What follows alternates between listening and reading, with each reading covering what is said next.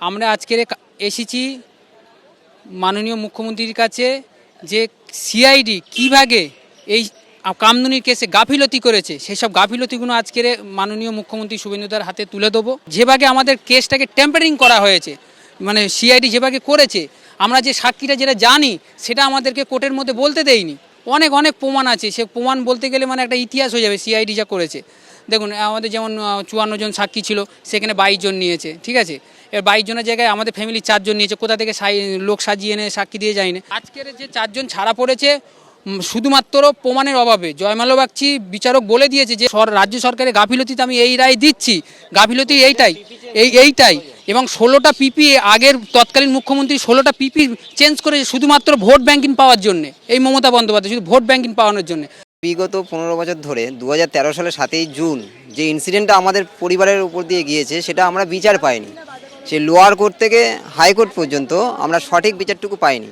2016 সালে 28শে জানুয়ারি যখন lower court Bangshal court রায় দিয়েছিল 3 জনের ফাঁসি এবং 3 জনের আমৃত্যু কারাদণ্ড হয়েছিল, কিন্তু 2016 সালের 31শে জানুয়ারি অভিযুক্তরা হাইকোর্টে আপিল করেছিল।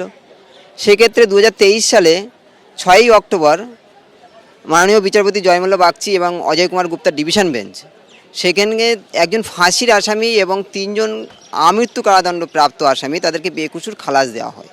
এবং আমরা বর্তমান সরকারের কাছে এটাই চাই যে আমরা বিচারটুকু যেন পাই, সেটা যেন মাননীয় মুখ্যমন্ত্রী নিজের মনিটরিংয়ে বিষয়টা দেখেন। মুখ্যমন্ত্রীর জনতার দরবারে কামদুনির নির্যাতিতার পরিবার।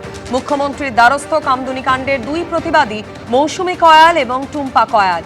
সিআইডি তদন্ত এবং মামলায় গাফিলতির অভিযোগ তুলে মুখ্যমন্ত্রীর দ্বারস্থ হয়েছেন নির্যাতিতার পরিবার। 2013 সালের 7ই জুন কামদুনিতে ধর্ষণ খুনের ঘটনা নাড়িয়ে দিয়েছিল গোটা রাজ্যকে।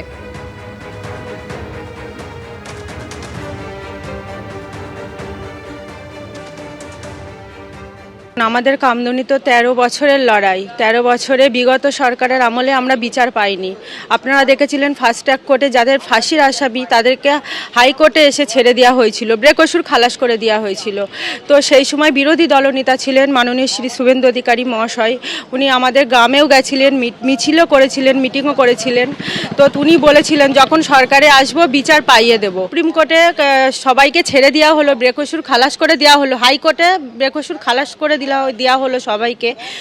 তারপর শুভেন্দু অধিকারী কিন্তু আমাদের হাতটা শক্ত করে ধরেছিল এবং সুপ্রিম কোর্টের সমস্ত উকিলের ব্যবস্থা উনি করে দিয়েছিলেন। সুপ্রিম কোর্টে কেসটা বিচারাধীন চলছে। তো আজ আমরা আবার বিচারের জন্যই, বিচারের দাবিতেই, যেহেতু নতুন সরকার এসছে, আমাদের আবার দাবি যে আমরা যেন বিচার পাই এবং কামদুনির ফাইল পুনরায় খোলা হোক। মাত্র দাবি, আমরা বিচার চাই। বিগত সরকারের আমলে বিচার পাইনি, এই সরকার যেন কামদুনিবাসীর বিচার পাইয়ে দেন। প্রত্যেক সপ্তাহে মুখ্যমন্ত্রীর এই জনতার দরবার কর্মসূচিতে রাজ্যের বিভিন্ন প্রান্ত থেকে সমাজের সর্বস্তরের মানুষরা নিজেদের অভাব, অভিযোগ, সমস্যার কথা তুলে ধরতে আসেন। আর আজ মুখ্যমন্ত্রীর জনতার দরবারে কামদুনি নির্যাতিতার পরিবার। মুখ্যমন্ত্রীর দ্বারস্থ কামদুনি কাণ্ডের 2 প্রতিবাদী মৌসুমী কয়াল এবং টুম্পা কয়াল। মৌসুমী কয়ালের বক্তব্য আপনারা শুনলেন, এবার শোনাবো টুম্পা কয়ালের বক্তব্য। মুখ্যমন্ত্রী বারুইপুরে গিয়ে বলেছেন যে আইনের দিক থেকে আমাদের সরকার সাহায্য করবেন এবং সরকারি আইনজীবীদের দিয়ে আমাদের পুনরায় সুপ্রিম কোর্টে মামলাটা দেখবেন। এবং আজকের এখানে আসার কারণ, আমরা একটা দাবি নিয়েই এসেছি, যারা বেকসুর খালাস হয়ে গেছে, যাদেরকে বেকসুর খালাস করার জন্য 14টা পিপি চেঞ্জ করিয়েছিলেন বিগত সরকার, সেই 4 জনকে পুনরায় আবার জেলের মধ্যে ঢোকানো হোক এবং এদেরকে দৃষ্টান্তমূলক থেকে দৃষ্টান্তমূলক একটা সাজা দেওয়া হোক। সেই কারণে আজকের আমাদের মাননীয় মুখ্যমন্ত্রীর সঙ্গে দেখা করতে এসেছি জনতার দরবারে। এবিপি আনন্দ, এগিয়ে থাকে, এগিয়ে রাখে।